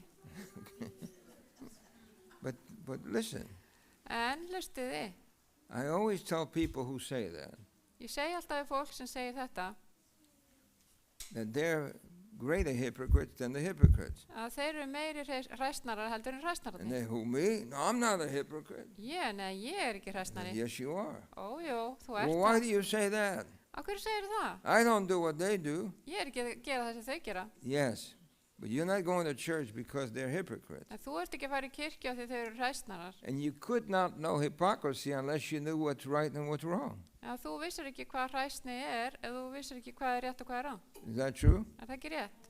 If you don't know the difference between right and wrong, you can't say somebody's a hypocrite. Ef þú veist ekki munin á réttu og röngu, þá getur ekki sagt að eitthvað sé hræsnari. So the fact that you know the difference Og þar sem þú veist munin and you're allowing a hypocrite to keep you away from church og leifir hræsnurum að halda þig frá kirkju, shows you a greater hypocrite than the ones that you claim to be hypocrites. sýnir að þú ert meiri hræsnari en hinnir. And so, we don't think that way, do we? En við hugsum ofta ekki þannig. But the reality is this. En raunveruleikin er sá, Here this poor man hér er þessi has maður been judged. sem hafi verið dæmdur, Then he makes a vow. svo gerir hann heit, gefur Then hann he heit follows through with the vow. og heldur og vill halda heit sitt And I'm troubled. og nú er ég í vanda. It is not until a year later. Og það var ekki fyrir en ári síðar, When? hvenar? A year later. Ári síðar, I began to read the Bible through again. að þá byrjaði ég að lesa Biblíun aftur And I realized og ég uppgötaði that I had noticed something in the verse. að ég hafði ekki tekið eftir einu í versinu. And so, here's what I discovered. Hér er það sem ég uppgötaði. Jephthah went over and fought with Ammon. Og Jefta fór og barðist gegn Ammonitum. And then it says, so the children of Ammon were subdued before the children of Israel. Og þannig urðu Ammonitar að lúta í lægra haldi fyrir Ísraelsmönnum. Then Jephthah came to Mizpah to his house, and behold, his daughter came out to meet him. En Jefta kom heim til hús síns í Mispa, sjá, þá gekk dóttir hans út í móti honum.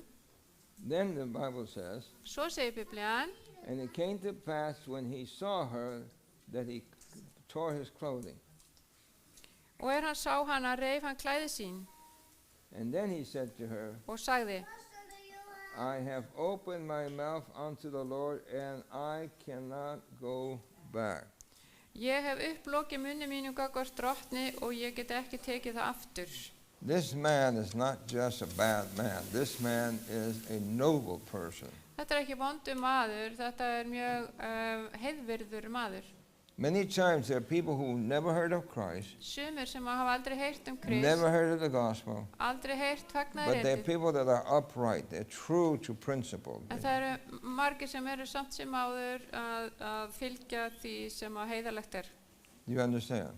Skiljið hvað ég á við. So this man, Þannig að þessi maður, he says, I said this to God, and I cannot go back. Not that I won't, but I cannot. My conscience will not allow me. hann segir, ég get ekki bara ég vil ekki heldur, ég get ekki farið að staða bak orða minna því að hann bara vill vera sannur. So he's a mighty man of valor. Hann er mikill kappi, He was a strong believer. hann er mikla trú was a man of his word, hann vildi halda orð sitt was well versed in God's dealings with his people. og fór, skildi vel það sem Guð vildi fyrir fólkið.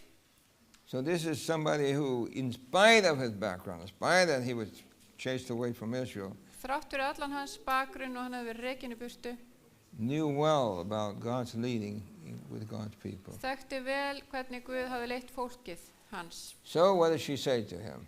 Og svo segir hún, Do what you said you would do.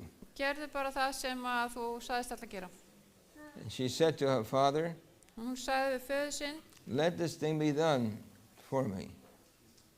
láttu þetta eiga sér stað, Let me alone 2 months, láttu mig vera í 2 mánuði, that I may go up and down upon the mountains and bewail my virginity. svo ég geti farið hér ofan í fjöllin og grátið það með stallsystrum mínum að ég verða að deyja ungmær. In other words, she recognizes that she will never get married. Já, hún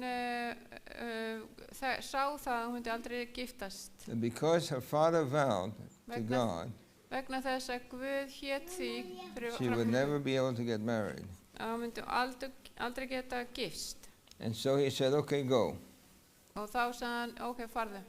Then the scripture says, and it came to pass at the end of 2 months Og þá ritningin segir að 2 mánuðliðnum that she returned unto her father, sneri hún aftur til föður síns who did with her according to his vow which he had vowed. og hann gjörði við hana samkvæmt heiti því hann hafði unnið, And she knew no man. en hún hafði aldrei karlmann kennt. When I read that, I thought, that's interesting. Þegar ég las þetta, þá sagði ég, þetta áhugavert. She didn't die.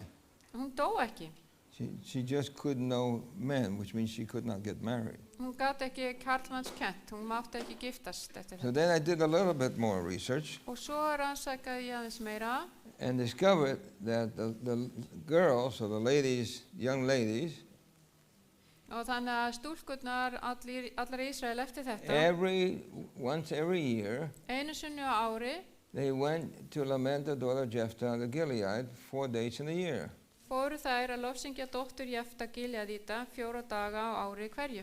In the Hebrew, it means that they went and spent time with her. Og í hebreuskunni þýðir þetta þegar þær hafi farið og varið tíma með henni. Okay, so this girl is not dead. Ó, þannig að hún ekki dáin. That made me feel a little bit better. Þá lét mér líða betur. You understand? So then, did God allow Jephthah to sacrifice his daughter? Leyfði Guð Jefta að fórna dóttur sinni? And the answer is no. Og svaraði nei. Notice what it says. Sjáum hvað stendur hérna. God had warned his people never to have human sacrifices. Guð var búinn að vara fólk sitt við að vera ekki með mannafórnir. There shall not be found among you anyone that makes his son or his daughter to pass through the fire. Og það á enginn að vera ykkar á meðal sem að lætur börn sín ganga í gegnum eld. For all that do these things are an abomination unto the Lord. Því að þetta viðurstigð fyrir Guði. Thou shalt not let any of thy seed pass through the fire to Moloch. In other words, the people of Moloch would burn their babies.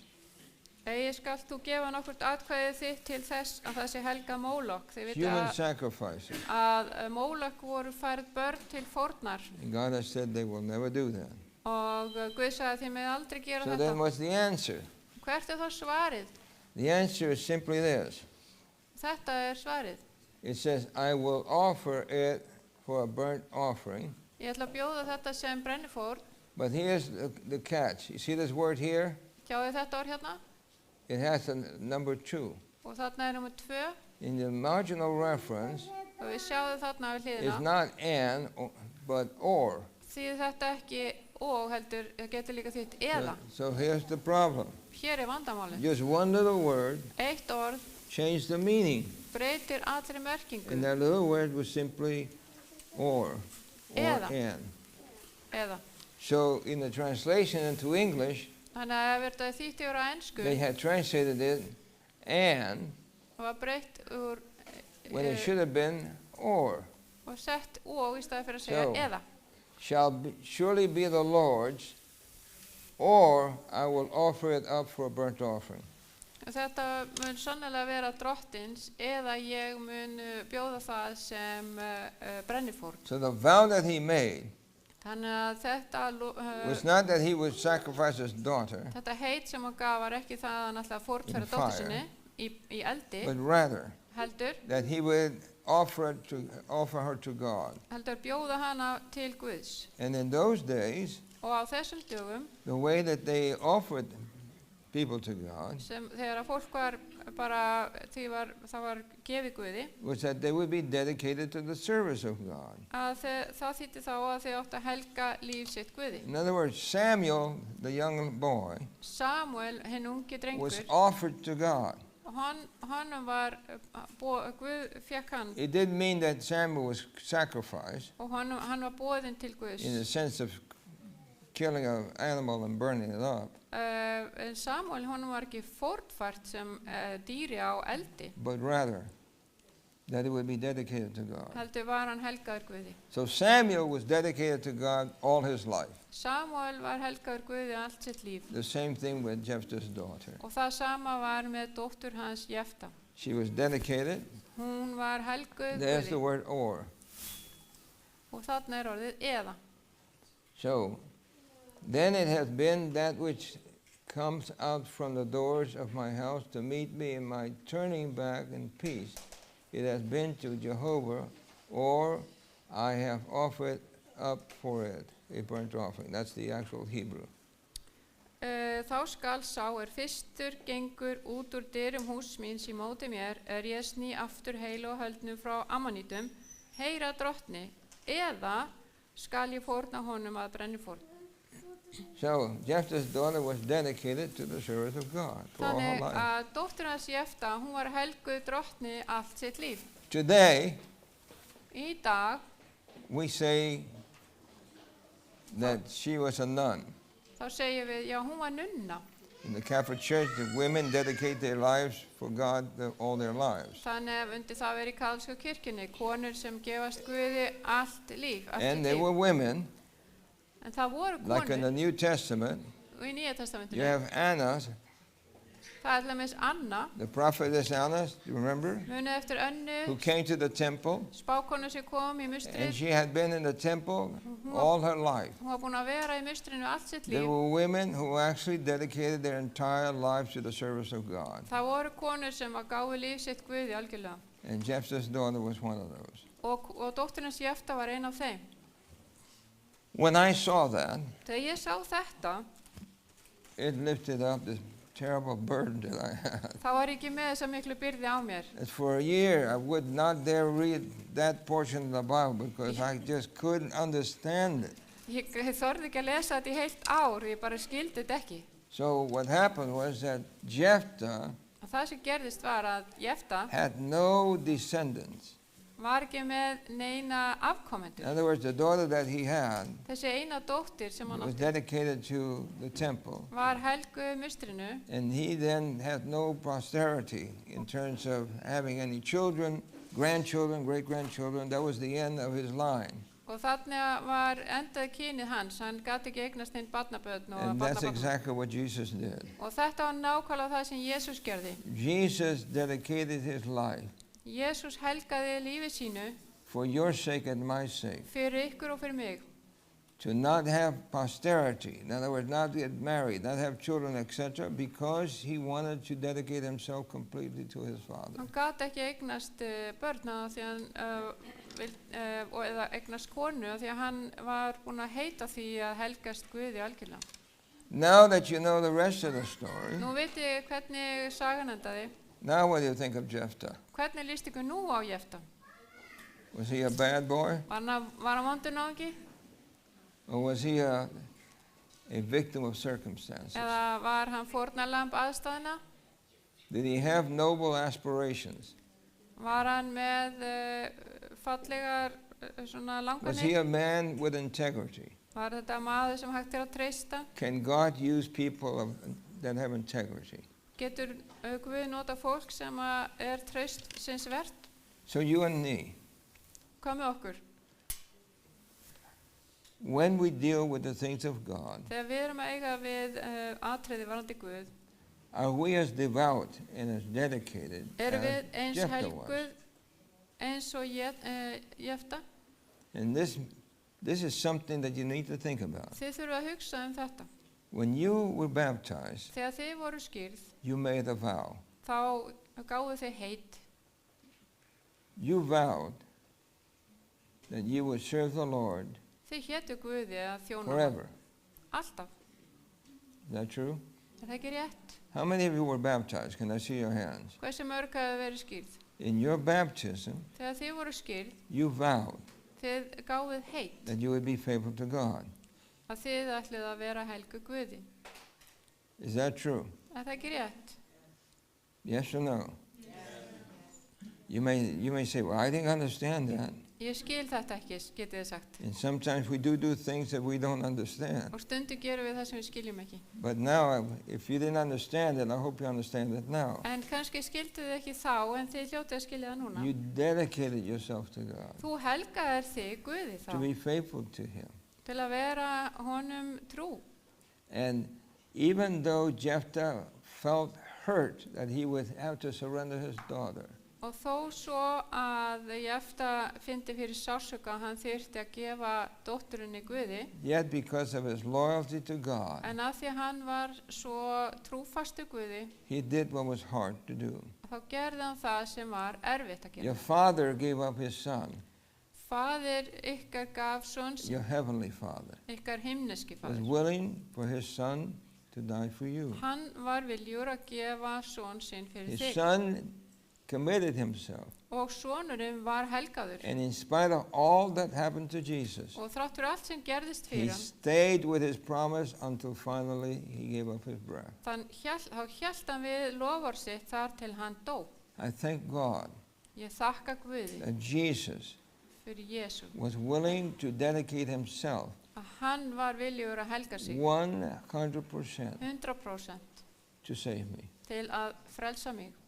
What about you? Hvað með ykkur? Yes, there's clear evidence. From time to time, the daughters of Israel go to talk to the daughter of Jephthah, the Gileadite, 4 days in a year. Og það þannig að ár frá ári fara Ísraels dætur að, á enskunni segir, tala við dóttur Jefta 4 daga ári hverju. And what joy that girl must have had Og hvílíka gleði sem hún hlýtur að hafa fundið fyrir to þessi know stúlku. that she was the instrument Og vita það að hún var tækið that confirmed his father's commitment to God. sem að hjálpaði pappanum að halda við lofa sitt.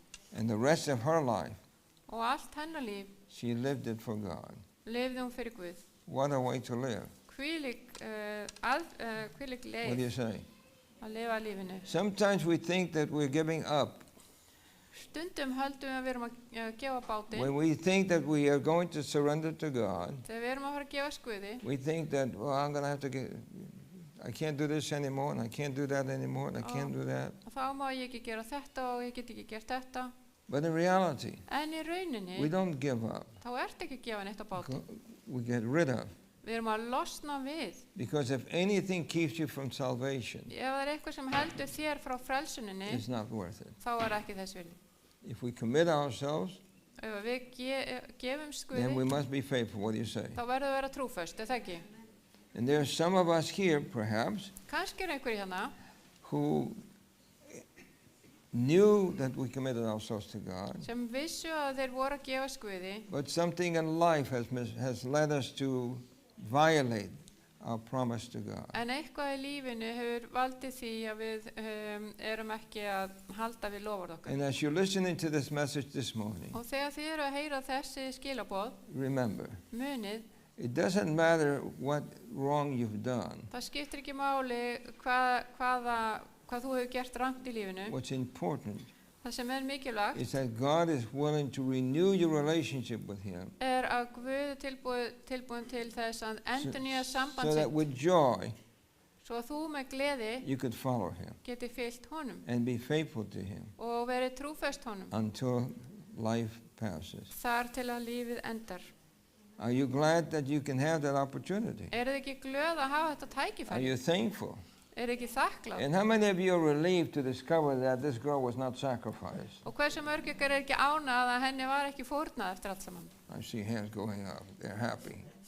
Yes, it's wonderful. God is faithful to his word. Guð, hann er trúfastur sínu orði. And if something seems to contradict the word of God, Og ef það er eitthvað sem virðist vera að einhverjar svona, it's not the word of God, einhverjar it's our mótsagnir, misunderstanding. þetta er einhverjar mótsagnir í But Biblíunni, if we continue to press forth, þá eru við að miskilja. then we may grow to the point Og svo þurfum við bara að, where now we can see what we couldn't see before. þá munum við vaksa með tímanum og sjá hvað það sem við gátum ekki séð. But we áður. must hold on to God. En við þurfum að halda fast í Guð. No matter what happens, Alveg sama we hvað must gerist. hold on to God. Við þurfum að halda fast í Guð. Are you willing to do that? Eru þið til í það? Are you willing to say this moment right now, Eru þið til í að gera það Lord núna? God, Að segja, help me Drottinn Guð, hjálpaðu to mér be faithful að vera trúfast to eða the vows that trúfastur. I made to you. Því sem ég hef heitið. Help me. Hjálpaðu mér. And if you have not kept your vow, Og ef þið hafið ekki haldið heitin can you ykkar, say, Lord, viljið segja þá Drottinn, forgive me fyrirgefðu mér, and get me back. Help me hjálpaðu to mér. stand Hjálpa mér að where I need to stand. standa föst eða fastur þar sem ég þarf að standa.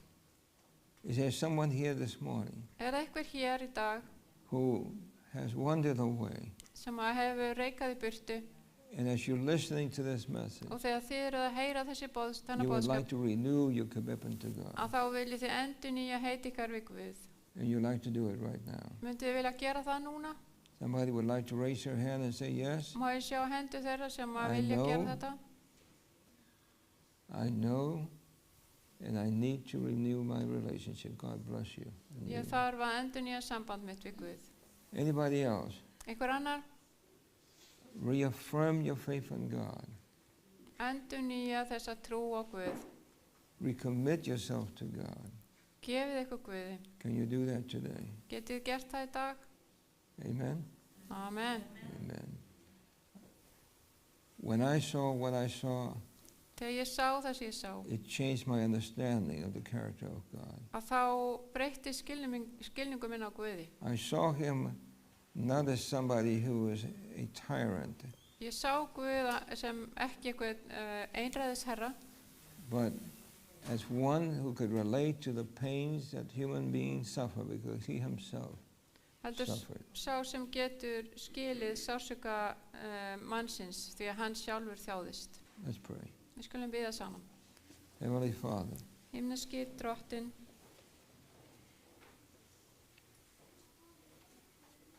we recognize that at times we have not judged correctly. við könnumst við að við höfum stundum dæmt þig ekki rétt. Sometimes we think we have loved ones Stundum höldum við að við eigum einhverja sem við elskum and we think, oh, he'll never change. og þessi einstaklingur við höldum að mun aldrei breytast. Or we see people who are doing evil Eða þegar við sjáum fólk sem er að gera grimmdarverk and think there's no hope for that person. og við hugsum það er engin von fyrir þennan. Lord, forgive us Fyrirgefðu okkur Drottinn. when we have not been willing Þegar við höfum ekki verið viljug to be more kind in our thinking. að vera kærleiksríkar í hugsun okkar. And forgive us Fyrirgefðu okkur. when we ourselves Þegar við sjálf have allowed things in others to turn our thoughts from you. þegar við höfum leyft öðrum að snúa hugsunum okkar frá þér. Today, we want to renew our commitment to you. Og við viljum endurnýja heit okkar við þig í dag We ask, God, og við byggjum that you'll help us. að þú megi hjálpa okkur. That even though we may, like Jephthah, come from a bad background, Og þó svo við komum jáfnvel frá slæmu bakgrunni, there's no limit to what you can do for us if we come to you. þá er engin takmörk fyrir því hvað þú getur gert fyrir okkur ef við komum til þín. We rejoice, Lord, Við fögnum Drottinn in knowing í að vita that you accept us, að þú tekur við okkur. not as what we are, but as what we shall become. Ekki eins og við erum heldur það sem við getum orðið. And so be with each one of us. Viltu vera með einn og sérhverju okkar? Help us to always renew our relationship with you. Hjálpa okkur að endurnýja samband okkar alltaf við þig. And like Jephthah, Og eins og Jefta, help us to be people of our word. hjálpaðu okkur að vera fólk sem stendur við orð sín. And like his daughter, Alveg eins og dóttir hans. help us to rejoice in our dedication to you. Og hjálpaðu okkur að vera glöð því að vera helguð þér. We pray Við byggjum in Jesus' holy name. í Jesú nafni. Amen. Amen.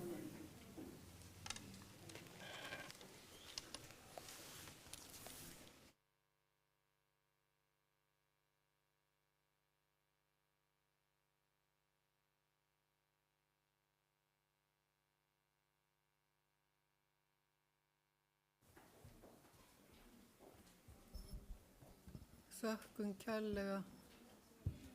Thank you so much. Það var yndislegt að fá þessa góðu útskýringu á sögunni. En við endum á sálmanum 401.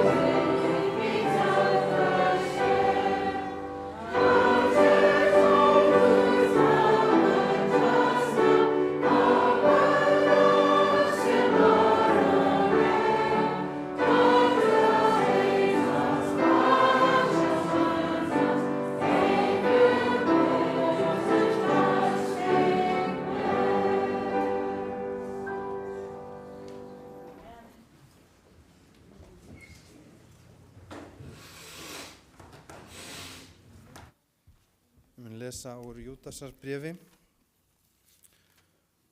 blessunar orðin að þessu sinni. En honum sem megnar að varveita yður frá hrösun og láta yður koma fram fyrir dýrð sína, lítalausi fögnuði, einum Guði sem frelsar oss fyrir Jesú Krist, drottin vorn, sé dýrð, hátign, máttur og vald fyrir allar aldir, nú og allar aldir. Amen.